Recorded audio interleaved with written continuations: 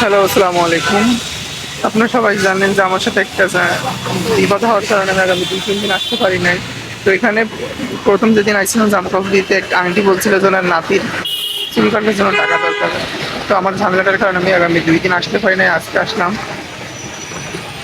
তো ওই যে চুলটা কাটার জন্য টাকাটা দেওয়ার জন্য, কিন্তু আমি ওনাকে পাচ্ছি না, আসলে অনেকক্ষণ ধরে দাঁড়ায় আছে আর আজকে বৃষ্টি হয়েছে। আর আপনারা যারা জামা কাপড়গুলো দিতে চেয়েছেন বা দিচ্ছেন বা দিবেন, একটু একটু দ্রুত দিলেই ভালো হয়, কারণ এখানে অনেক মানুষ বসার সময় তো কাপড়ের সমস্যাটা বেশি। তাহলে আমি দ্রুত এগুলো দিতে পারি। আর আগামী 2 দিন আমি যাইতে পারি না অবশ্য, আমার এই যে সমস্যাটার কারণে আসলে একটা অন্যরকম ইফেক্ট তৈরি হয়েছে মাথার ভিতরে, হঠাৎ করে এত বড় একটা ঝামেলা আমি আসলে এটা কখনো কল্পনাও করি নাই। তো আপনারা যারা দিচ্ছেন আপনাদের অসংখ্য ধন্যবাদ। এভাবে আপনারা আসলে মানুষের পাশে থাকবেন, যাতে যাতে আমরা একটু হলেও সাহায্য করতে পারি। আসসালামু আলাইকুম।